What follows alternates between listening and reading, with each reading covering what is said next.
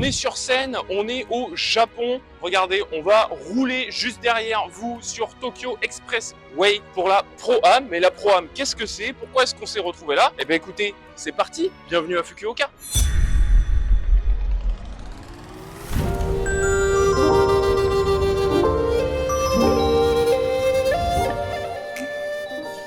J'ai toujours rêvé de faire une intro comme ça. Bonjour et bienvenue dans un vlog à qualité variable et surtout non garantie, les GT World Series. On part pour Fukuoka. On est à Charles de Gaulle. L'avion part dans exactement 1 heure. Donc eh ben, écoutez, je vous embarque au Japon. Premier voyage au pays du soleil levant pour Gran Turismo. C'est parti.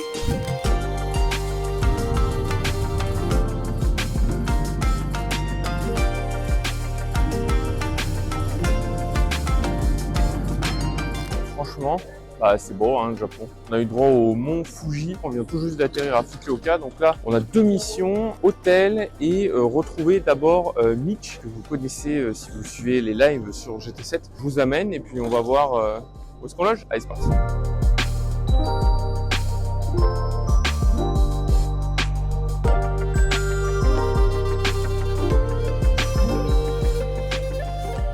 On a récupéré notre précieux sésame, le moule qui passe. Juste avant d'arriver avec Mitch, d'ailleurs, on a aperçu tous les joueurs qui, je pense, devaient être en train de tourner à Fukuoka. On en a profité pour bien papoter aussi en arrivant avec Dan. Dan, c'est un des coordinateurs de chez Polyphony Digital et de l'équipe de Gran Turismo. Il fait tous les events depuis 2018. On se connaît un peu à force de se croiser. Il me disait, je ne savais pas, Gran Turismo et Polyphony a une partie de ses studios qui est à Fukuoka. Le siège principal est à Tokyo, évidemment, mais ils ont des équipes apparemment à Fukuoka. Fukuoka est la capitale gastronomique du Japon. C'est le point culture, vous savez qu'ils aiment bien en faire dans GT. Je me suis dit que je pourrais vous faire la même pour le vlog. Et d'ailleurs, en parlant de Dan, je crois pas qu'il soit dans GT7, mais ce week-end, vous allez voir des gens qui sont dans le jeu, dans Gran Turismo 7. Notamment Rupert, qui tient le Understeer Garage, là où vous achetez vos pièces. C'est quelqu'un qui existe en réel, qui fait partie de l'orga justement des Gran Turismo World Series. Programme assez light, petit repas avec presse, médias, équipe de chez Polyphony PlayStation.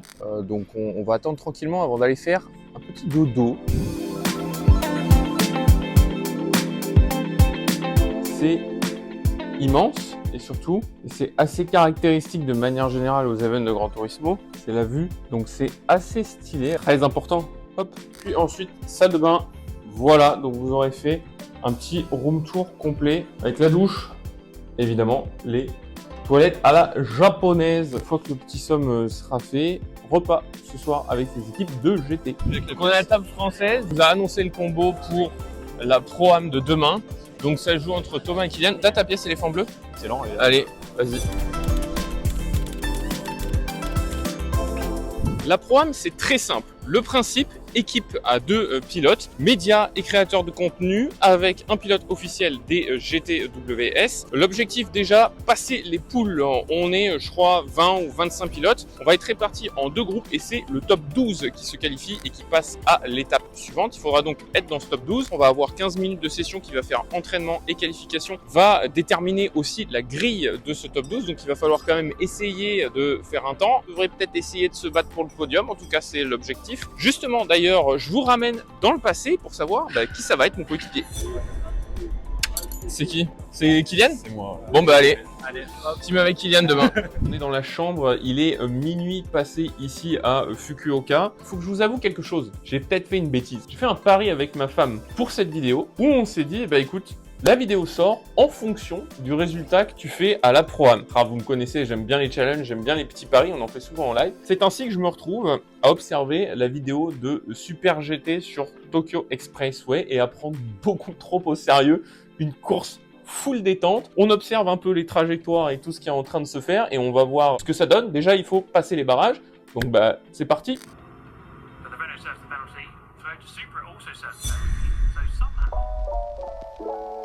Eh bien le bonjour, comment ils vont ce matin? Programme jour numéro 2. Au programme aujourd'hui, il y a pas mal de choses. On va nous-mêmes rouler et c'est la Manufacturers Cup aujourd'hui, donc la coupe des constructeurs. C'est les 12 meilleurs constructeurs sur Gran Turismo qui sont représentés par 3 pilotes à chaque fois, représentant les 3 zones géographiques de GT. Gran Turismo jour 2, c'est parti!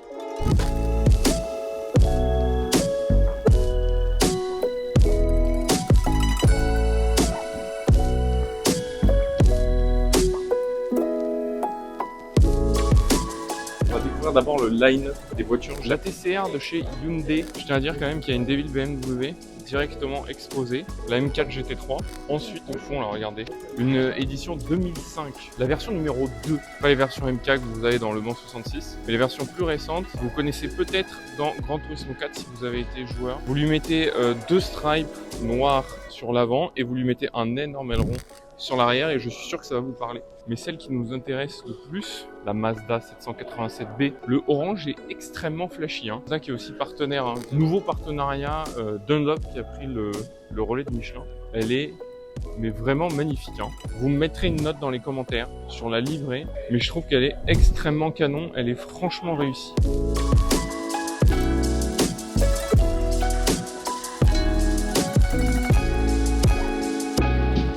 Direction, entraînement et barrage pour la Pro-Am. On est avec Dave Gaming. Hello Dave, say hello to France. Bonjour. Je sais parler français un petit peu. Ok, not bad, not bad. Yeah. So, what are your expectations for the race? I hope we are in the final and probably we can also win. I have a good teammate, so okay, let's see. Who are you racing with? Miyazono. Okay. That might be fun. Okay, that might be fun. What is your expectation? Well, hopefully go through and maybe I am with Kylian. Okay. So not bad too. Yeah, no. Les choses sérieuses commencent. Oh la salle. La salle, attendez.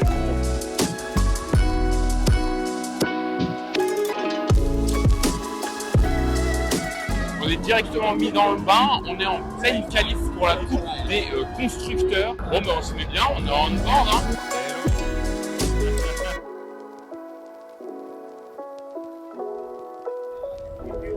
Regardez, il est là, notre coéquipier là. Alors, est-ce que t'es chaud? Ouais, ça part bien. Je compte sur toi pour être le plus rapide des deux. Et pour la voiture, ça a donné lieu à pas mal de discussions avec Kylian. On a choisi la Ford GT parce que vitesse de pointe, parce que bonne vitesse en virage. Il y a de la speed, il y a du boost. Bref, il va y avoir du sport, donc c'est parti.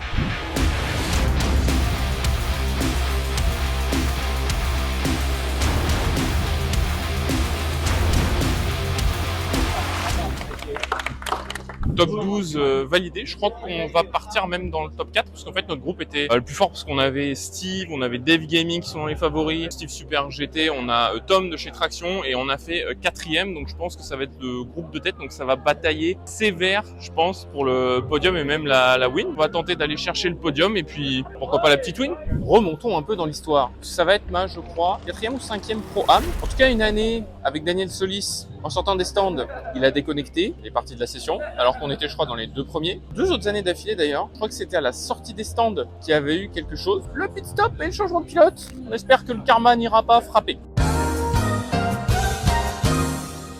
Donc on va partir P4 avec Kylian. Le plan, ça va être, je pense, de jouer avec Tom, qui a la Ford GT aussi. Et on va voir ce que ça donne. Essayer de partir devant, rester dans le groupe de 3-4. Puis après, dans les derniers tours, ça sera au pro de faire la différence. La tension monte.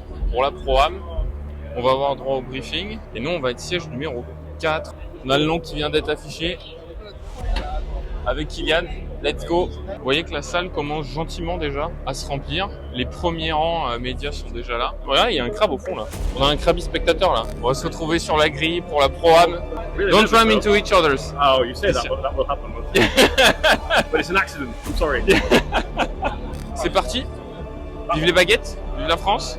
On va essayer de ramener une Pro-Am en France, ça serait quand même pas mal.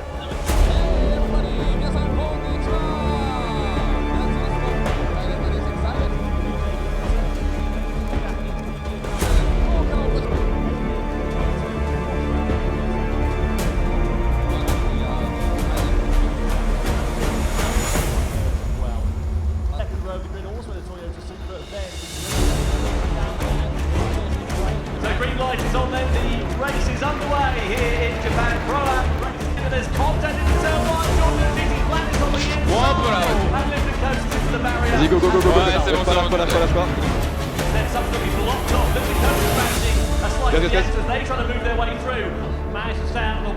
Okay. Super GT now coming out in the lead. So Steve there managing to field on while we ride here with Dave Gaming. Then they're on the sprint stream. This is where we saw penalties being picked up. We see different codes going into the barrier. Ouais, il nous a bien tapé comme il faut là. No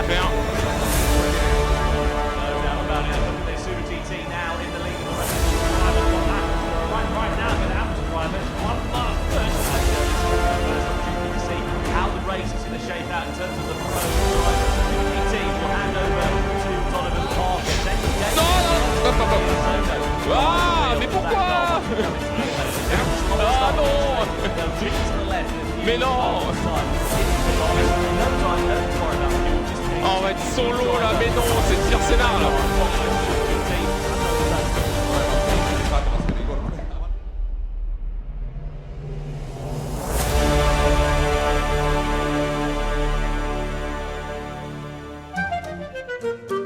Bon, on vient de finir la Pro-Am, on termine P7. Ouais. On termine P7, on est un peu deg parce qu'il s'en est passé une. Assez drôle, tu vas nous raconter qu'est-ce qui s'est passé pour toi dans les stands. En 2 virages, il s'est passé beaucoup de choses. Ouais, alors, deux virages, alors déjà moi, c'est vrai, juste avant de donner le relais, dernier virage, je perds la voiture, mais vraiment au dernier moment de l'accel, en première, un peu trop d'accel, un peu trop d'angle de volant et voilà. Ouais. Donc je perds un peu de gap sur ceux de devant. Mais c'est pas encore catastrophique à ce moment-là. C'est marrant, c'est mignon. Voilà, ça c'est mignon, c'est après ce qui s'est passé. Donc vas-y, dis-nous dans les stands, raconte-nous ce qui s'est passé au driver swap. Driver swap, du coup, on est là, on touche au bouton, voilà, faut mettre de l'eau, faut sur les pneus, pas mettre des sas. Et là, on doit changer de casque. Pour niquer. Là, je prends le casque, il me donne son casque, et sauf que le fil du casque est sur ma jambe là, sauf que la sortie des pits. Du coup, je mets grand gaz. Et du coup, ma main est comme ça. Mais grand gaz, et en fait, il a la jambe, t'as la jambe en l'air quoi. Je suis comme ça. Ah non, je vais passer, j'ai la roue comme ça, du coup, je pose la ligne des stands, du coup pénalité de 3 secondes. Voilà, et là c'était fini là. Là on était dans le groupe du top 5 et après c'était la survie. En vrai t'as plutôt bien géré la fin pour qu'on termine P7 en vrai. C'était chaud hein. Parce que c'était chaud. Parce qu'après la P9 en fait on se retrouve P9, c'est le jeu mais c'était marrant. Ouais non c'était marrant, on s'est bien marré, c'était le jeu. Et puis bah bonne chance à toi pour la course en manu là que tu vas avoir. Merci à toi. M'avoir carry. Et puis bah écoute à l'année prochaine pour la prochaine acrobatie. Ouais on essaiera de faire ça toi avant pour que tu sois le siège.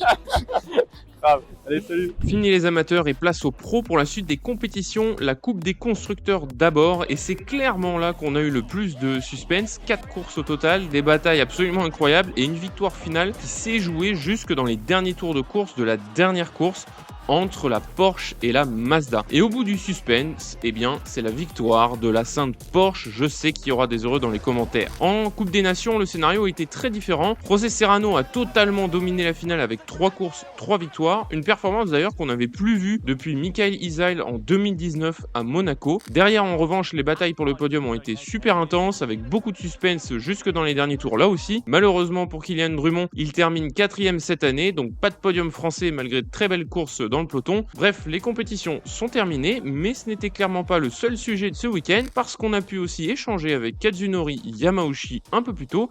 Il y a pas mal d'infos exclusives sur l'avenir de GT7, les prochaines mises à jour, les futurs DLC. On se retrouve à l'hôtel pour faire le récap ensemble. Et voilà. Donc, plusieurs réponses. On va démarrer avec ce qui concerne nos Power Packs. Il y a eu des réponses sans réponse, mais en même temps, qui donnaient un peu le ton sur les prochaines évolutions de GT7. Est-ce qu'il va y avoir, première question, d'autres Power Packs? C'est une idée qu'il va garder en tête. Je cite, littéralement pour la réponse. Sur le Power Pack également, vous avez été plusieurs à vous demander si, notamment dans l'interface du Power Pack, vous pouvez voir les pneus qui sont utilisés par vos adversaires, les écarts avec tous vos adversaires et tout un tas d'informations sur l'overlay que vous n'avez pas dans le jeu de base. Et la question, c'est Dave de Dave Gaming qui l'a posé, savoir si effectivement ça pourrait apparaître dans une prochaine mise à jour dans le jeu de manière générale. La réponse a été là aussi la suivante, elle a fait beaucoup rigoler l'assemblée. Il a dit il vaudrait mieux que ça soit le cas. Donc très clairement c'est un oui. Quand par contre et comment ça on ne sait pas. Ce qui est arrivé dans le Power Pack n'est pas non plus anodin pour une potentielle évolution dans le jeu de manière globale et standard. Pour le reste, sur la santé de Gran Turismo, ça va extrêmement bien. Aujourd'hui, GT7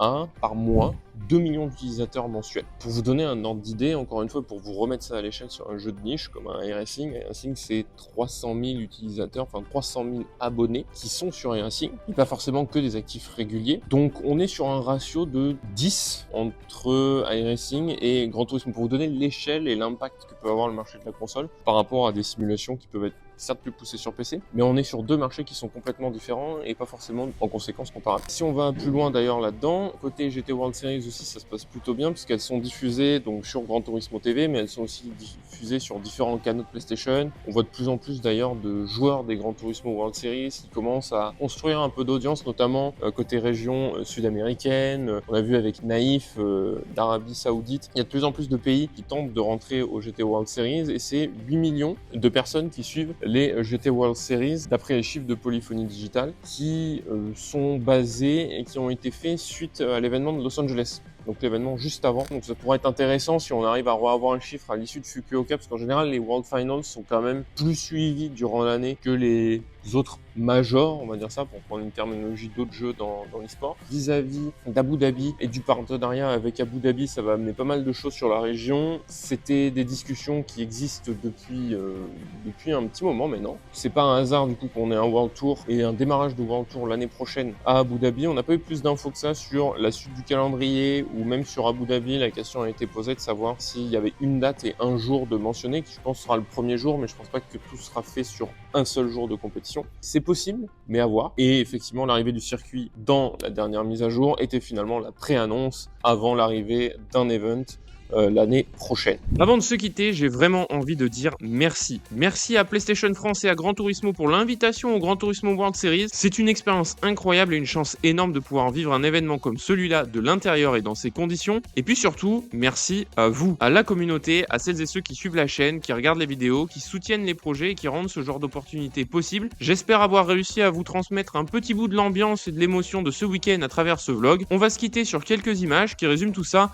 Les Gran Turismo World Series, mais aussi Fukuoka, le Japon, les découvertes du dernier jour avant que je reprenne l'avion pour la France, des moments simples, des lieux, une atmosphère assez unique. Je vous souhaite une excellente année 2026 et on se retrouve très vite pour plein de nouveaux événements sim racing. Encore merci d'être là, prenez-en plein les yeux et à très bientôt.